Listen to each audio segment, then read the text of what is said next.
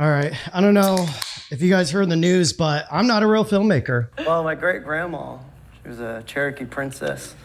And, I want to talk about how filmmaking is changing. While doing so, I want to show you guys something that I made a couple years ago that I just never really shared for a multitude of reasons. And I'm finally more comfortable talking about it. Again, I have an issue with a mix of just not really enjoying the rewards of life and hard work. That whole thing being a project that I made called White Buffalo, The Voices of the West. It's a full feature-length documentary. I think it's like 45 or 50 or 60 minutes long or something like that. You can actually go to Apple TV and Amazon Prime and you can rent or buy it.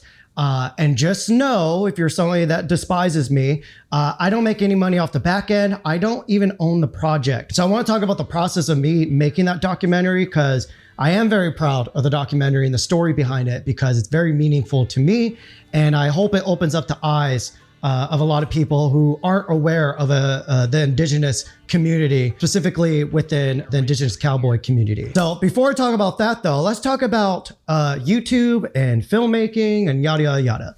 I have a lot of filmmaking friends who are trying to get onto YouTube and do more YouTube and grow their channels. And while doing so, they battle this whole thing of being like, I don't want to be a YouTuber. I want to be a filmmaker. That's just ego. That's insecurities and that's egos. And I tell my friends bluntly, I'm like, that's just your ego. Shut up. Get back to work. Make what matters to you. I don't think people really realize what's happening right now between AI, the economy, our world politics, the US dollar on the verge of crashing. Like, there's bigger things in life to worry about outside of YouTube and YouTube bullshit. How this is all going to change. I'm sure a lot of you guys are already aware of this. If you are actually in the industry and you're actually a talented filmmaker and you're actually, being proactive in that community and not just yapping about it, bragging about IMDB credits, you probably are already aware of this. But a lot of the studios are already preparing to launch YouTube channels, but they're not looking at it as YouTube channels. YouTube is the #1 viewed platform on earth, I think. I could be wrong. I don't know. Check ChatGPT. But the watch time numbers on YouTube are crushing broadcasts. It's crushing film. It's crushing everything, because you can go to YouTube and you can look up whatever you want.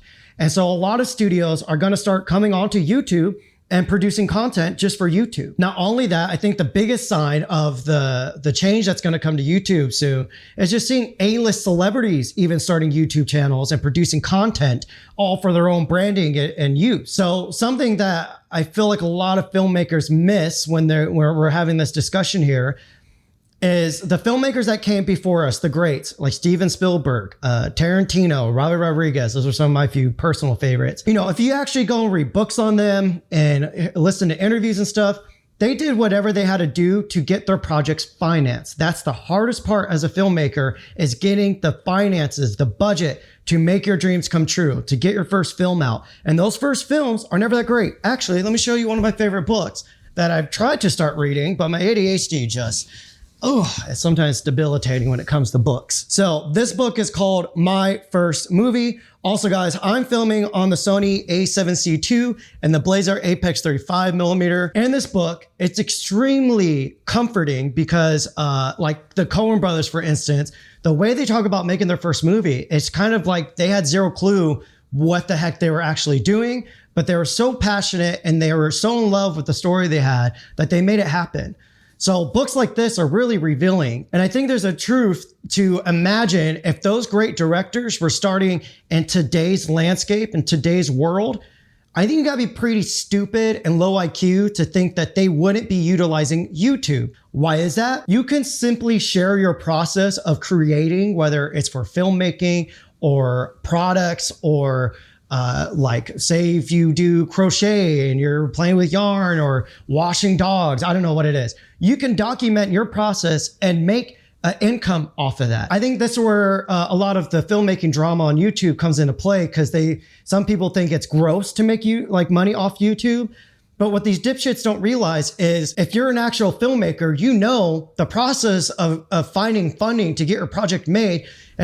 Money doesn't fucking grow on trees. You got to get money from somewhere. So you look for angels investors and producers, and it gets kind of grimy and it could get kind of gross and a little bit predatory practices in it. And so through YouTube, whatever your process is, whether you're a filmmaker or you're, making origami things, I don't know, you can generate income off of YouTube to get your projects made. When I had a commercial career, I was making $100,000 to $150,000 per year for like the past maybe like 4 years. That was my general income. It was kind of all over the place, and also depended on how much money I was spending, which, as a lot of you guys know, I used to buy a lot of gear. I still buy a lot of gear just because, part of my brain enjoys trying new things. That's just a part of my life that I enjoy. So coming to YouTube, that was very stressful because my commercial work was locked in.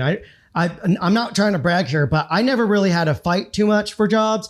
I did, when it came to like the higher end music videos with big artists, I did have to compete with the bids. But when it came to commercial fashion work, I was kind of just in because I had a lot of trust and my name was out there. So coming onto YouTube, I was able to bring all that experience of putting teams together, producing projects, directing, running stills and video. Nobody has seen any of that here on my channel because, on those projects, I don't get to share BTS from those things. I'm not allowed to. I'm legally not allowed to even talk about certain projects that I've done. And I still do some of those projects. I think the future of YouTube, people are going to be coming on here in a serious manner, not only to generate income, but to get their projects out. I imagine a very close future where someone's going to make a feature film and they generate all the income through social media, and then they just release it to social media, and you could buy it for $5 or $10 and they'll be able to directly buy it. If you think that's not possible, there's already musicians doing it. More and more and more artists coming out are realizing in today's world, you don't need to be signed to a record label because you can do it all yourself online now. YouTube should be a filmmaker's dream. The filmmakers actually care about telling stories. The filmmakers are actual real filmmakers. I think everybody who is a filmmaker, but they enjoy the team process of it and you're being directed and told what you need to do, those roles are very important. But coming onto YouTube, it's a totally different landscape because you don't have anybody telling you what you need to do and where you need to go and what story you need to tell. It's kind of all on your own shoulders to do that. If you're a filmmaker, don't fall into the trap of trying to start YouTube drama or thinking that you're better than YouTubers because you have IMDB credits, something like that. Just don't fall into that because in the long run, the brands and the audience are going to know that you're a fraud. A tiny audience doing that, and that's great. And if that makes you happy, cool, do whatever you want. But if you're actually trying to make YouTube sustainable, which I'm confident most of you guys are, if you're even on YouTube, if you're even publishing content to YouTube, you are a YouTuber. I don't care if you're the fucking president of the United States. If you're on YouTube producing YouTube content, you're a fucking YouTuber. But if you're a filmmaking YouTuber, fucking do filmmaking. Could you guys really imagine Steven Spielberg bragging about his IMDB credits and saying that's not how they do in Hollywood and blah, blah, blah, blah?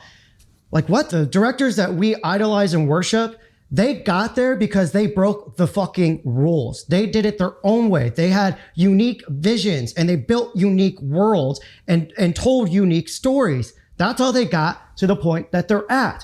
And coming onto YouTube, you can do that. It may not go to movie theaters, but is that going to be the official pass of being a Hollywood filmmaker? Is only if your stuff's in Hollywood? To me, I don't think that's really going to matter going into the future. With all that said, yes, I made a feature-length documentary. You can, again, go to Apple TV and Amazon Prime, and you can rent or purchase it. If you're curious in watching it, again, I don't make any money off the back end. I got paid out after the project was done, but what I got paid out on, I practically lost money on it because the whole film, let's talk about the filming process. So I wrote and direct a music video for an artist, and we had a decent sized budget for that actually. But that budget all went out the window because I had a proper team on it, had a proper DP, and he brought his full team on. I think they shot it on their Red Epic. I forgot what it was. It's one of the older DSM-C2 Red cameras. And we use Atlas Orion lenses, which I absolutely love those lenses, but most of them aren't usable until like T4 or T5.6. That's when they sharpen up. When they're wide open, there's heavy chromatic aberrations, like heavy. So sometimes I like it, but for some shots, it's too distracting. Tacked on another project onto that music video. So it took us, I think, like 2 or 3 days of productions to finish the music video. After that, I was supposed to go out for a day or two and make a little like 5-minute little, like another quick thing I should mention. When I was doing commercial fashion work, it went from me shooting stills into me doing video into me producing and directing full-on projects for some pretty big brands. Again, I won't mention it here because maybe in time where I feel like, there won't be any legal issues or anything like that, I'll talk about it more. A lot of it in the past few years, what I was getting paid to do was to make brand docs. A brand would bring me on to one of their photo shoots and I would do all the fashion stuff. But then we would tack on some extra stuff where I could do like little mini docs. And that's where I fell in love with creating documentaries was, you know, searching. I'm a very, very intensely curious type person. So to me, when I meet somebody very unique, I want to know their story. And so making mini docs around brands and try to match the quality of the clothes with the quality of the person, basically matching up lifestyle with the clothing. And going back to the music video, we're basically going to make kind of like a brand doc, further pushing the music video and the intention behind the story of the music video. So after we filmed the music video, we filmed it at one of the most famous iconic ranches in Wyoming. Again, I won't disclose all this information. Maybe down the road I will. From there, I had to drive north into Montana, and then I had to spend like another 2 weeks on the road. And out of those 2 weeks, I filmed for like 3 or 4 days. You know, at that time, I had the Canon R5C with some Canon autofocus lenses. And that's where I shot the mini doc portion of that video. But anyway, so after that, I drive back home. I have my dog Sedona with me on the whole road trip. Over the next like 6 months, again, we're about a month or two in now. Over the next 6 months, I was going on the road. Again, I was throwing my dog into my car, hitting the road, living like car camping and doing hotels when I needed to, like when I needed to shower and recharge gear and everything. And all that time on the road, it was just to film for like another 2 or 3 days with each subject. Throughout that time, like I'm on the verge of moving back to California from Austin. I'm all over the place. And so another couple months pass, I finally find an editor to start helping me out because it's literally just me going out. There's producers out in Nashville, Warner's on the line. There's producers from the talent side as well. And it's just me out there with my camera and my dog trying to tell this story. And I'm very thankful that Warner was very hands off with it. And they basically were just like, we want to support you to let you tell your own story. These are your people. This is your community. Like it was very hands off. I was kind of shocked. And then also another thing I need to note, through that time, I went to a trip to Peru with my Canon R5C. The photographer got sick. I was only supposed to do video. The team loved my photography though, so they let me do both. And that was the first time I ever took one body to a job. Because we were in Peru, they told me it's gonna be very run and gun. I had my own bodyguard. He looked like The Rock. And I was just for safety. I don't know what the bodyguard was there for, but that poor dude was like quadruple my size and he had to run along with me everywhere I went. It was wild. But anyways, when I got home from that job, before I went for my second run for the documentary to film, I switched to Sony. And so I had the Sony FX6 and the Sony A7R5 with a bunch of like Sony autofocus lenses. And that's what I shot the second portion of the documentary. I'm working with the editor. We're figuring things out. That's my first time working with an editor on that size of a production. And it was really a beautiful, stressful experience because he doesn't come from my world of the indigenous community. I really pushed him to be open with his curiosities and his questions. And we utilized that within the edit as well. So it was actually like a really collaborative process where the rest of the production wasn't that collaborative. It's pretty much left all on my shoulders. So anyways, I go up for my third time to film the last bits of this doc and I get to go to my own reservation, the Tana'atam Nation reservation, because one of the subjects, she was doing the rodeo down there. And so it was such a beautiful moment. The fact that I got to go to my own reservation to include that within my own documentary that I was going to do. It was truly special. Something special that happened, I was gifted something here. So I was gifted this belt buckle. This is kind of a big deal to be gifted a belt buckle that somebody won in a rodeo. Actually, while I'm showing off trophies too, this feature-length documentary I made, I actually won some Tally awards from that documentary, which is crazy. I guess before I finish the story on that, let's talk about, you can see on the awards, it says 2024. I got the bronze for the cinematography, which I don't know if I deserve that. And then I got the silver, second place for directing. That one's I'm a little bit more proud of because I'm not trying to be a DP. Oh, something I should probably mention too. We did a full film festival run for this film and they invited me to all these things. For me, I don't like the spotlight. And I know some people are going to be confused about that because I'm on YouTube. YouTube took me years to let myself be more vulnerable on here and just to be myself. I started to do YouTube just to make a sustainable way to survive as a creative. I just like creating. I don't fucking care if it's in a movie theater or on an iPhone or on someone's TV. I don't give a fuck. I just love creating. And with that comes community and just really, the cycle of inspiration. The film did a whole film festival run. I legit it probably wasn't great of me, but I didn't pay attention to any of the things. I was just told that I won 19 awards, which I didn't even know. Like that's not too bad. Those are only trophies I've gotten so far, but I guess I'm missing a bunch of trophies. So I don't know if they sent in my old address or what. On that third stint of filming, I had the FX3 with the Great Joy anamorphic. And I think that was like my first time using an anamorphic that wasn't like a Sirui. So I actually had like that beautiful anamorphic look. It was the 50 millimeter. My gripe with that is it has anamorphic mumps. And so basically as you focus in and out, the stretch factor changes. So I would have loved that lens if it didn't have that issue, but that issue just gets so annoying for run and gun stuff. But anyways, I get back home from that last stint of filming, and the editor and I spent months. We spent like maybe 3 or 4 months trying to finish out the edit. And then it was due like in a week. And so he sent me it and I had to do a color grade and I had to try to camera match all those different cameras. It was insane. I learned so much throughout this whole process. After it was done, and we had a big premiere in a proper theater, let me just say, you can look on your laptop and your phone and think your project looks dope, but then when you see it on a proper movie theater screen, you see every fuck up you made. Oh my God. I saw every time those autofocus lenses were being indecisive where, you know, on a computer screen, you don't see it. On the movie theater screen, you see that shit. So I learned a lot from that whole process. So anyways, we had that big premiere. So many, I was shocked how many people showed up. It's funny. Do you guys know who's the rapper guy, the country rapper? I forget his name. He's super dope though. But I guess his wife posted a story of me with heart eyes saying Johnny Depp. It's kind of funny. So anyways, after the premiere, then they let me know, hey, this is going to go to streaming. So part of me was a little bit, you know, I had mixed emotions about that because the amount I got paid out for wasn't that huge. And again, I did the project out of passion, but now the work, on the technical side of things, I wasn't proud of the quality, but story-wise, I was incredibly proud. So I was proud that people were going to see it, but I wasn't proud that the technical side of it wasn't up to par to what I would have done if I would have known it was going to be on Apple TV and Amazon Prime. That's part of the reasons why I haven't really talked about it too much, but that's just that mixed with me. Just when I finish a project, I move on.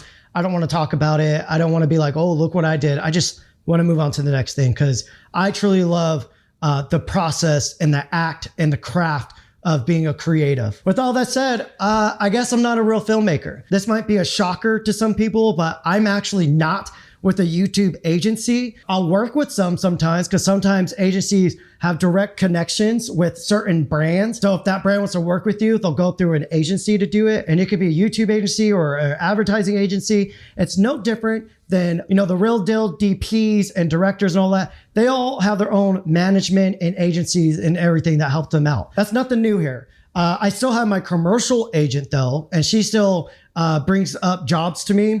And sadly, I turn a lot of them down now unless there's something that I care about or something that I know is going to pay my team out well. So I can bring my team on and help them get paid. And if it's only going to take a few days, then, you know, then that's whatever. That's cool. With all that said, again, I'm not a real filmmaker. You call me a YouTuber if you want. I really don't give a fuck. All I call myself is a creative, and I try to find ways to make it sustainable while creating things that I care about and doing it in an honest, authentic way. One thing that people do not realize here on YouTube, majority of YouTubers, I'm speaking for our own community here in the filmmaking, gear, photography niche, majority of the YouTubers on here are very honest people. We get approached daily by brands, by offers, and majority of them, I think a lot of us would agree on this, majority of us say no because there's only 24 hours in the day. And for 6 to 12 hours of those days, some of us are sleeping. I usually get around 6 hours of sleep. This is just what's normal for me. You know, we also have personal lives that a lot of people don't get to see. There's so much things that I've done in my life that no one would ever know about except for people who have been there in those moments. And then even projects going into the future. I've been blessed to have these opportunities to, you know, offers to DP Hollywood projects and series and other documentaries and get flown around the world to do this and that. And usually I say no because through YouTube, I'm able to do whatever the fuck I want to do. But all you guys see is what I publish. That's all you guys get to see. There's so much other truth. There's so much life. There's so much outside of YouTube that people don't get to see from a YouTuber's life. So just be careful listening to these insecure false prophets who act like they have facts. They don't have the facts to anything. They literally are just attention starved, and they're desperate for attention because they never got it any other way. Without disclosing too much personal information, you know, there's a lot of, you know, real life. There's a lot of life and death I had to deal with throughout life that I still have to deal with. A lot of mental health people in my life that I really care about and I love. And, you know, the US dollar is on the verge of crashing. Our politics are crashing. There's a lot of real shit to talk about in life. And I don't think YouTube's one of them. So, yeah, I guess that's it. I just want an excuse to share the feature-length documentary that I have on Apple TV and Amazon Prime. And that's kind of the backstory on it. Sadly, I didn't really get any BTS on it because, again, I was so focused on the intention and the project at hand. We're all just creatives trying to make it on here. Be careful of the crybabies. Don't fall into their trap of attention seeking and trying to get numbers for being drama queens. Yeah, that's all I got. I spilled half of my Celsius. Oh, there's dog hair in it. Also, dear Celsius, I will shill for you guys. Give me money for drinking your stuff. I will lie to everybody and I'll say Celsius is better than coffee. Celsius has no negative health effects. Celsius will make you buffer. Celsius could get you a girlfriend. Celsius will do your taxes.